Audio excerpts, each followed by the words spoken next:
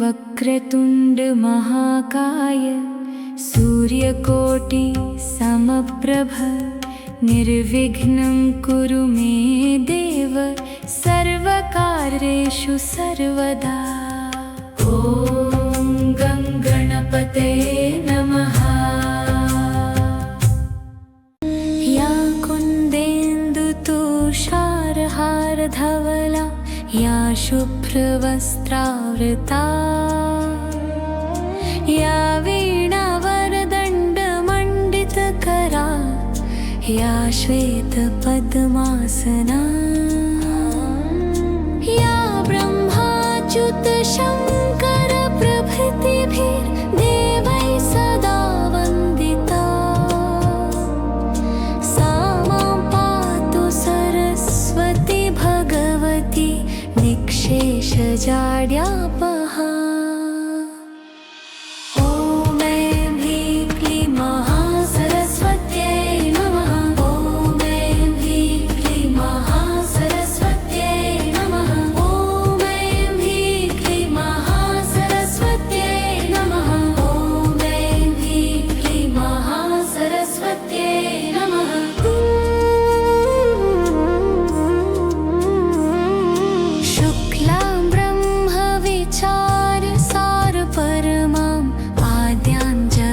व्यापिनी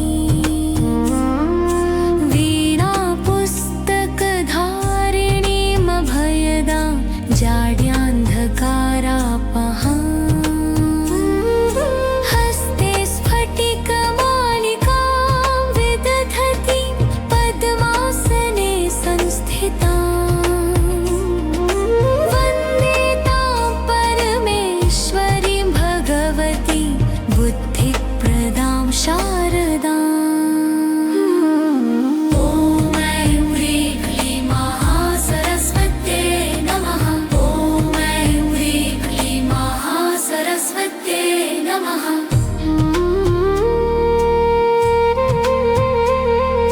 हे मां सरस्वती,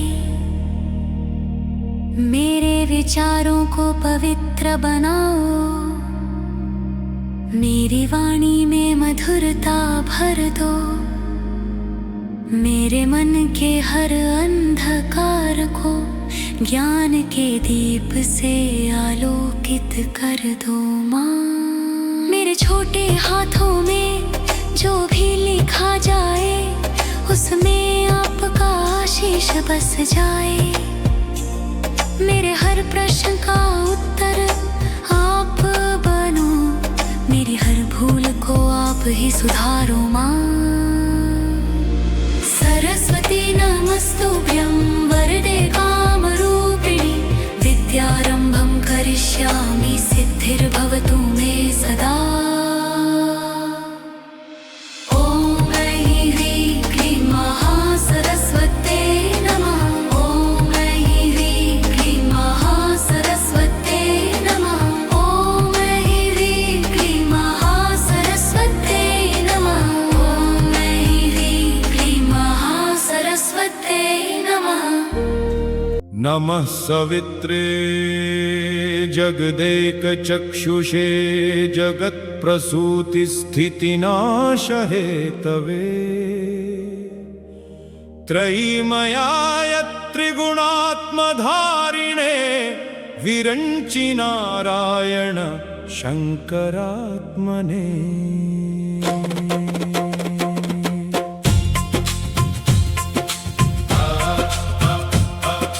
यन्मण्डलं दीप्तिकरं विशालं रत्नप्रभं तीव्रमनादिरूपम् दारिद्र्यदुःखक्षयकारणं च पुनातु मां तत्सवितुर्वरेण्यम्। यन्मण्डलं देवगणैः सुपूजितं विप्रैः स्तुतं भावनमुक्तिकोविदम् तं देवदेवं प्रणमामि सूर्यं पुनातु मां तत्सवितुर्वरेण्यम्। यन्मण्डलं ज्ञानघनं त्वगं यन्त्रैलोक्यपूज्यं त्रिगुणात्मरूपं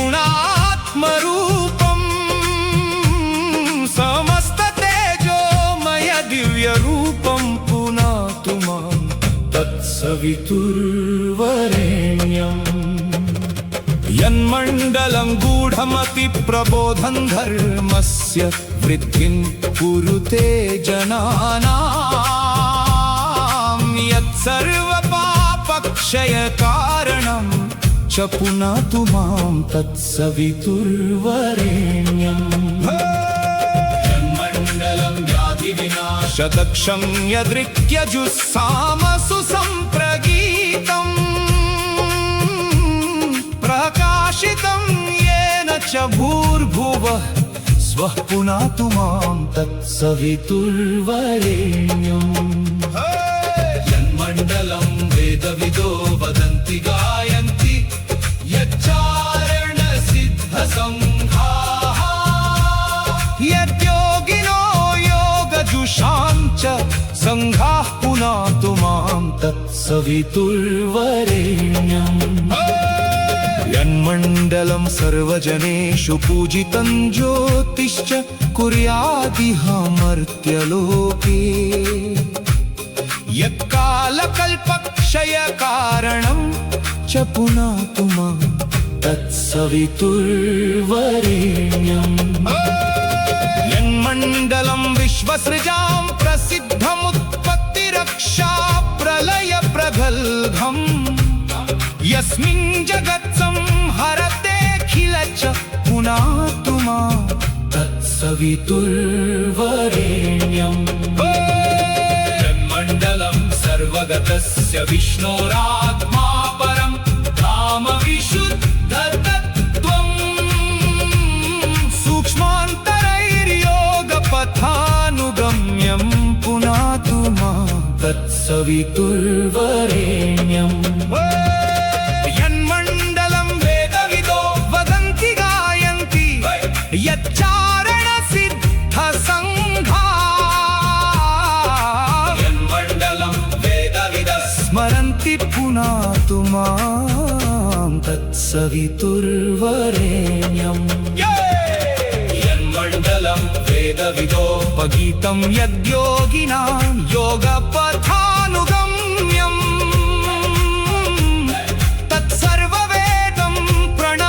सूर्यं पुनातु मां तत्सवितुर्वरेण्यम् मण्डलाष्टकं पुण्यं यः पठेत् सततं नरः सर्वपापविशुद्धात्मा सूर्यलोके महीयते।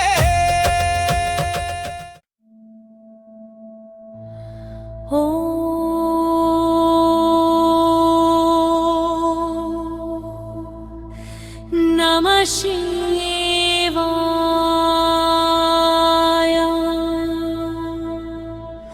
ॐ त्र्यम्बकं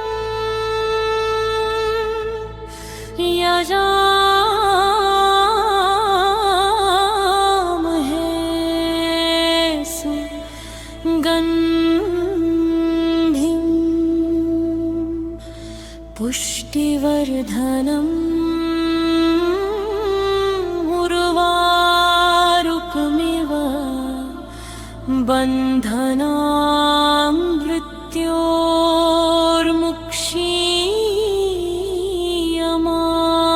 मृत्योर्मुक्षीयमामृता। ॐ तत्पुरुषाय विद्महे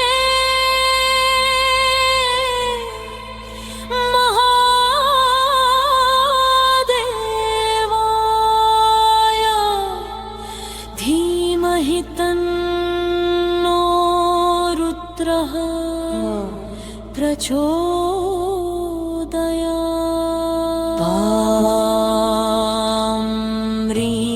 नमः एतशम्भवे दिमः रुद्राय नीलकण्ठाय पशुपतये नमः। कर्पूरगौरं करुणावतारं संसारसारं भुजगेन्द्रहारं सदा वसन्तं हृदयारविन्दे।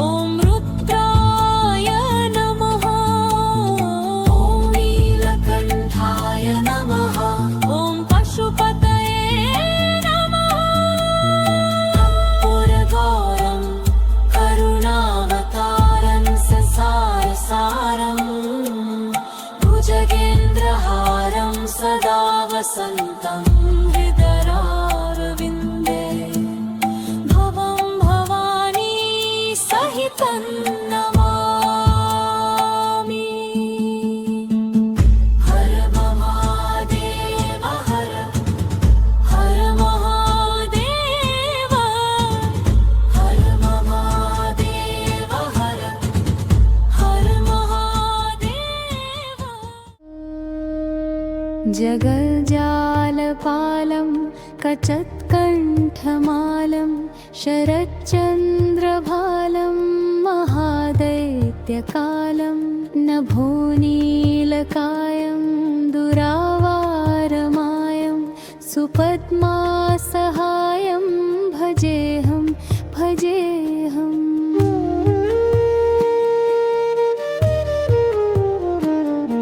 सदाम्भोधिवासं गलत्पुष्पहासं जगत्सन्निवासं शतादित्यभासं गदाचक्रशस्त्रं लसत्पीतवस्त्रं हसच्चारुवक्त्रं भजेऽहं भजेऽहम्।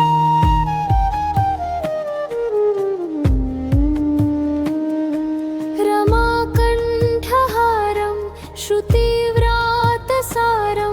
जलान्तर्विहारं धराभारहारं चिदानन्दरूपं मनोज्ञस्वरूपं धृतानेकरूपं भजेऽहं भजेऽहम्। जराजन्महीनं परानन्दपीनं समाधानलीनं सदैवानवीनं जगज्जन्महेतुं सुरानीककेतुं त्रिलोकैकसेतुं भजेऽहं भजेऽहम्।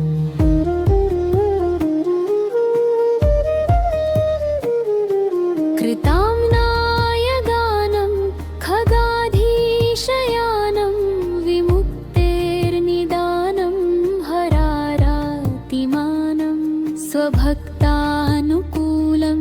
जगवृक्षमूलं निरस्तार्तशूलं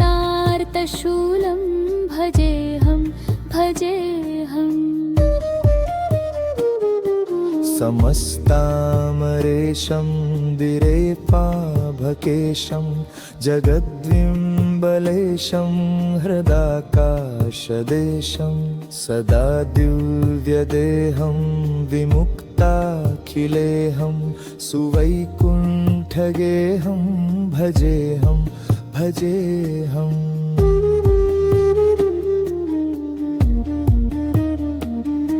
सुरालीबलिष्ठं त्रिलोकीवरिष्ठं गुरूणाङ्गरिष्ठं स्वरूपैकनिष्ठं सदा युद्धधीरं महावीरवीरं महाम्भोधितीरं भजेऽहं भजेऽहम्। रमावामभागं तलानं ग्रनागं कृताधीनयागं गतारागरागं मुनीन्द्रैः सुगीतं सुरैः सम्परीतं गुणौधैरतीतं भजेऽहं भजेऽहम्।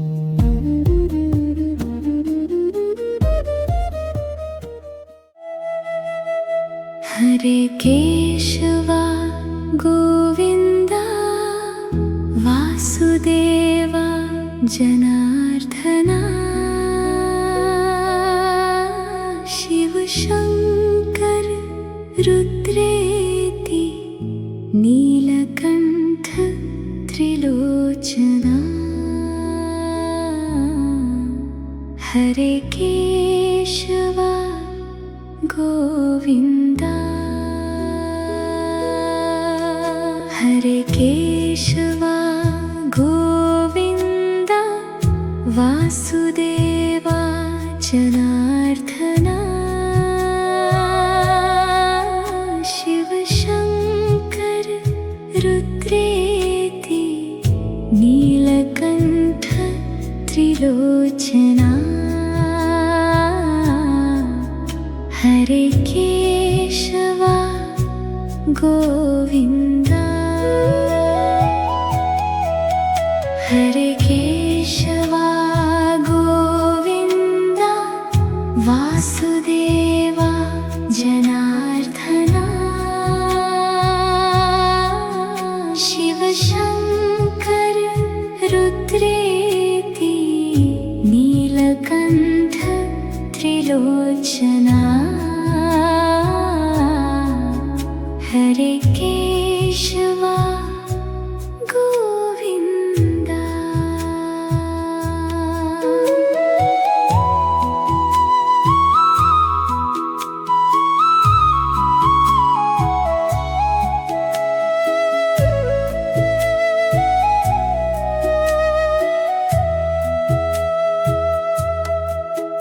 हरे केशवा गोविन्दा वासुदेवा जनार्दना शिव शङ्कर रुद्रेति नीलकण्ठ त्रिलोचना हरे केशवा गोविन्दा श्री रामचंद्र कृपालु भज मनन हरण भव भय दारुणम नव कंज लोचन कंज मुख कर कंज पद कंजारुणम कंदर्प गणित अमित छवि नवनील नीरद सुंदरम पटपीतवानाहुतडित रुचि शुचि नौमि जनक सुतावरम् भजु दीन बंधु दिनेश दानव दैत्य वंश निकंदनम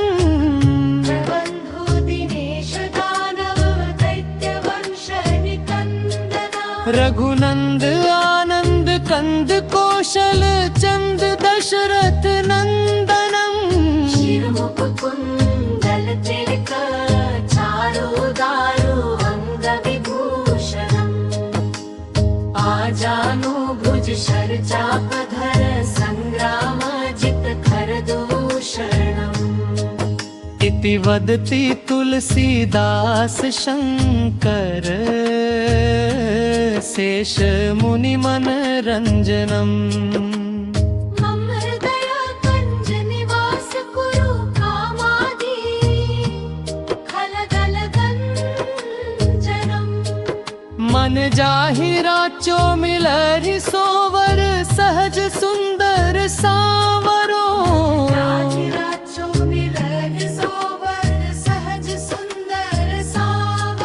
करुणा निधान सुजानशील स्नेह जानत रावरो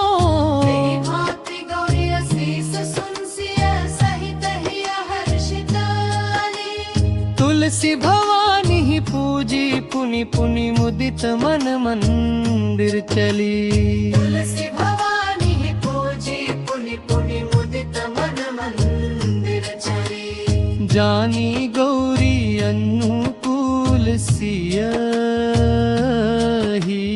हर्षु न जाय कही मंजूल मंगल मूल वामम्म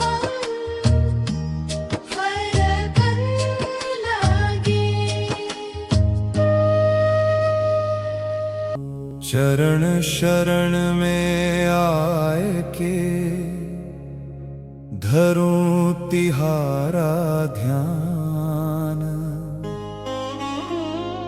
संकट से रक्षा करो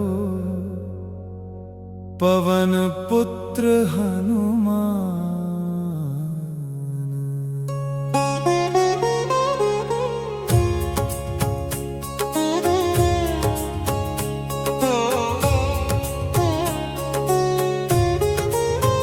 दुर्गम क्रम काज बनाए के कीन्हे भक्त निहाल। अब मोरी विनती सुनो हे अंजनी के लाल। हाथ जोड़ विनती करूं सुनो वीर हनुमान। कष्टों से रक्षा करो राम भक्ति देहु दान।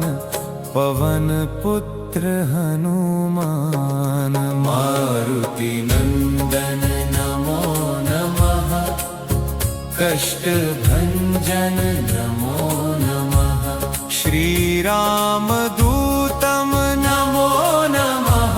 श्री संकट मोचन नमो नमः। श्री केसरी नंदन नमो नमः। श्री असुर निकंदन नमो नमः। पूर्णचन्द्रमुखं नीलेन्दुरूपम् उद्भासितं देवं दिव्यस्वरूपम्।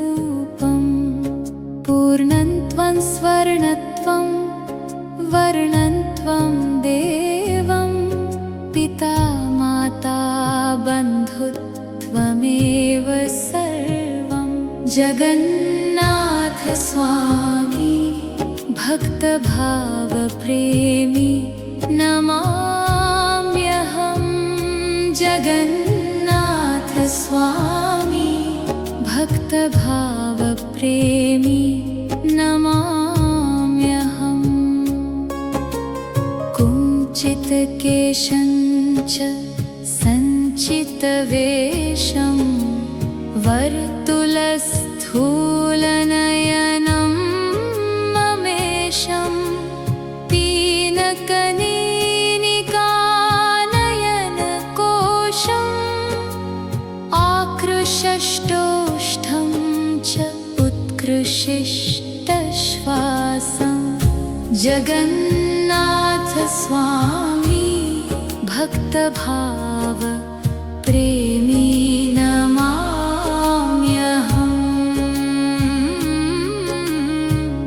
जगन्नाथ स्वामी भक्तभाव प्रेमी नमाम्यहम्।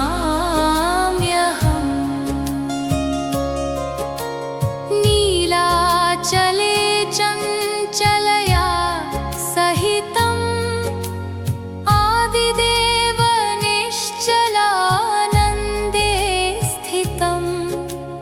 आनन्दकन्दं विश्वविन्दुचन्द्रं नन्दनन्दनं त्वम् इन्द्रस्य इन्द्रम्।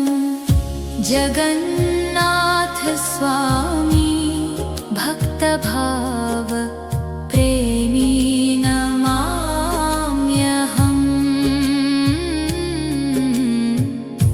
जगन्नाथ स्वामी भक्तभाव प्रेमी नमाम्यहम्।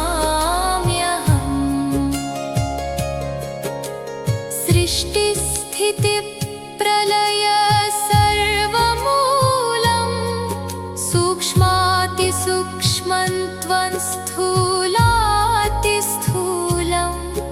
कान्तिमयानन्तम् अन्तिमप्रान्तं प्रशान्तकुनतलन्ते मूर्तिमन्तम्। जगन्नाथ स्वामी भक्तभाव प्रेमी नमाम्यहम्।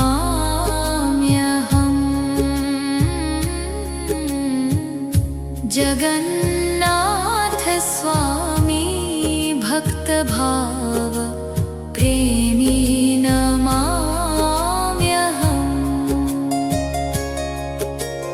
यज्ञतपवेदज्ञानाततीतं भावप्रेमछन्देस दावश काशित्वं शुद्धात् शुद्धं त्वञ्च पूर्णात् पूर्णं कृष्णमेघतुल्यम् अमूल्यवर्णम् जगन्नाथ स्वामी भक्तभाव प्रेमी नमाम्यहं जगन्नाथ स्वामी भक्तभाव प्रेमी नमाम्यहम् विश्वप्रकाशं सर्वक्लेशनाशं मनबुद्धि प्राणश्वास प्रश्वासं मत्स्यकूर्मनृसिंह वामनः त्वं वराह राम अनन्त अस्ति त्वम् जगन्नाथ स्वामी भक्तभाव प्रेमी नमाम्यहं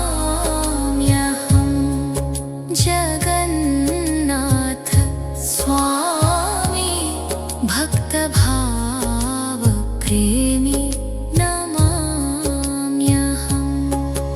ध्रुवस्य विष्णुत्वं भक्तस्य प्राणं राधापतिदेव हे आर्तत्राणं सर्वज्ञानसारं लोक आधारं भावसञ्चारम् अभावसंहारम् जगन्नाथ स्वामी भक्तभाव प्रेमी नमाम्यहं जगन्नाथ स्वामी भक्तभाव प्रेमी नमाम्यहम् कृष्णदास हृदि भावसञ्चारम् सदा कुरु स्वामी तव किं करं तव कृपा विन्दुहि एकसारम् अन्यथा हे नाथ सर्व असारम् जगन्नाथ स्वामी भक्तभाव प्रेमी नमाम्यहं जगन्नाथ स्वामी भक्तभाव प्रेमी नमाम्यहम् अनादिं सुरादिं मखादिं भवादिं स्वरूपं त्वदीयं न विन्दन्ति देवा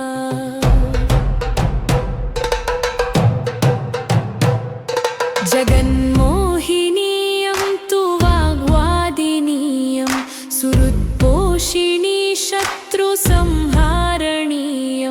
वचस्तम्भनीयं किमुच्चाटनीयं स्वरूपं त्वदीयं न विन्दन्ति देवा इयं स्वर्गदात्री पुनकल्पवल्ली मनोजास्तु कामान् यथार्थं प्रकुर्यात् तथा ते कृतार्था भवन्तीति नित्यं स्वरूपं त्वदीयं न विन्दन्ति देवा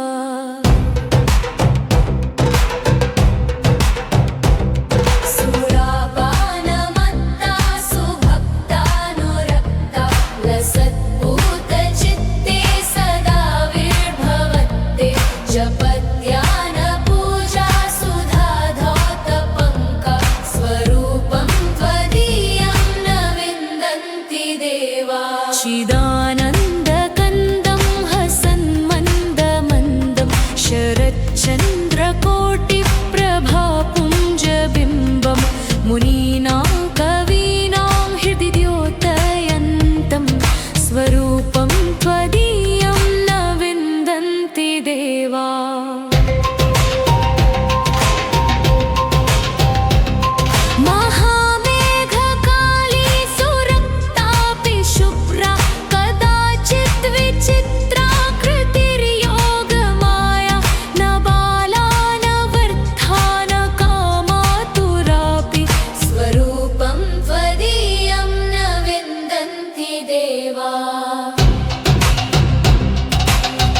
स्वापराधं महागुप्तभावं मया लोकमध्ये प्रकाशितयत् तव ध्यानपूतेन चापल्यभावात् स्वरूपं त्वदीयं न विन्दन्ति देवा।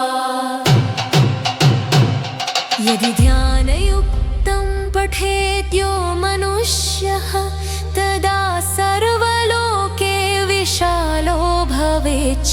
गृहे चाष्टसिद्धिर्मृते चापि मुक्ति स्वरूपं त्वदीयं न विन्दन्ति देवा।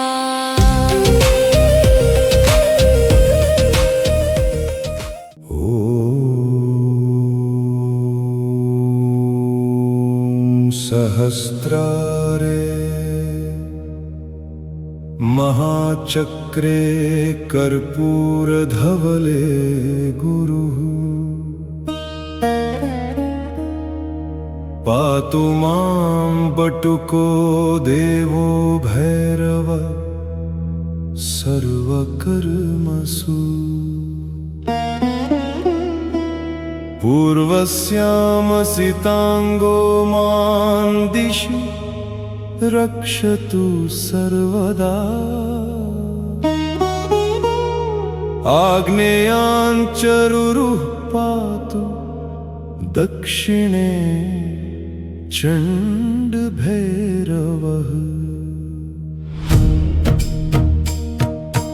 नैऋत्यां क्रोधनः पातु उन्मत्तः पातु पश्चिमे। वायव्यां मां कपाली च नित्यं पायात् सुरेश्वरः। भीषणो भैरवः पातु उत्तरास्यां तु सर्वदा। संहार भैरवः पायादीशान्यां च महेश्वरः। ऊर्ध्वं पातु विधाता च पाताले नन्दको विभुः। सत्यो जातस्तु मां पायात् सर्वतो देवसेवितः। रामदेवो वनान्ते च वने घोरस्तथावतु। जले तत्पुरुषः पातु स्थले ईशानेव च। दाकिनी पुत्रकः पातु पुत्रान् मे सर्वतः प्रभुः। हाकिनी पुत्रकः पातु दारास्तु लाकिनी सुतः। पातु शाकिनी का पुत्र सैन्यं वैकालभैरवः। मालिनी पुत्रकः पातु पशुनश्वान् गञ्जास्तथा। महाकालोऽवतु क्षेत्रं श्रियं मे सर्वतो गिरा। वाद्यं वाद्यप्रियः पातु भैरवो नित्यसम्पदा। इति भैरवकवच।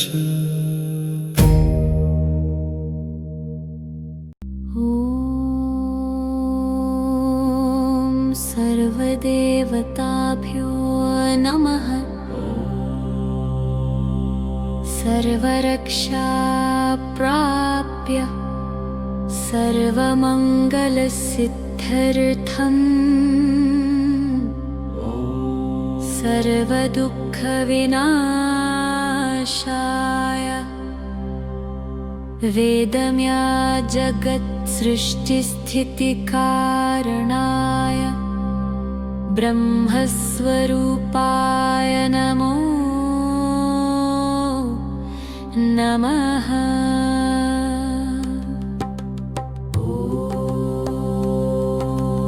ॐ गणपतये नमः। ॐ वक्रतुण्ड महाकाय सूर्यकोटिसमप्रभ निर्विघ्नं कुरु मे देव सर्वकार्येषु सर्वदा। विघ्नेश्वर सर्वविघ्ननाशनं कुरु भक्तनं सर्वमार्गसिद्धिं प्रदातु ॐ ह्रीं क्लीं चामुण्डायै विच्चे सर्वबाधाप्रशमनं त्रैलोक्यस्याखिलेश्वरी एवमेव त्वया कार्यम् अस्मद्विघ्नविनाशनम् या देवी सर्वभूतेषु शक्तिरूपेण संस्थिता नमस्तस्यै नमस्तस्यै नमस्तस्यै नमो नमः नमो नमः जगदम्बिके भक्तानां सर्वरक्षा कुरु सर्वसिद्धिप्रदायिनी भवतु त्र्यम्बकं यजामहे सुगन्धिं पुष्टिवर्धनम् उर्वारुक्मिव बन्धनान् मृत्योर्मुक्षीयमामृतात् ॐ नमः शिवाय शिवो मे चेतना शिवो मे प्राणः शिवो मे मनः शिवो मे सर्वम् महादेव सर्वदुःखनाशनं कुरु आयुषं बलं चित्तशुद्धिं च दत्तु ॐ उग्रं वीरं महाविष्णुं ज्वलन्तं सर्वतोमुखं नृसिंहं भीषणं भद्रं मृत्युं नमाम्यहम् ॐ शं नमो भगवते नरसिंहाय सर्वोपद्रवनिवारणाय स्वाहा नरसिंहदेव भक्तानां सर्वोपद्रवविनाशं कुरु सर्वरक्षा प्रदत्तु श्रीरामाय नमः लोकाभिरामं श्रीरामं नमामि अपदां पतितानां दातारं सर्वसम्पत्प्रदायकम् रामनामग्रहणे भक्तानां सर्वरक्षा भूयात् ॐ श्री हनुमते रुद्रात्मकाय नमः जय हनुमान ज्ञानी गुणसागर भूतप्रेत पिशाचादि सर्वविनाशनं सर्वत्र विजयं देहि सर्वत्र जयमङ्गलं मारुतिनन्दन भक्तानां तेजोबलं धैर्यं च वर्धय सर्वसङ्कटविनाशं कुरु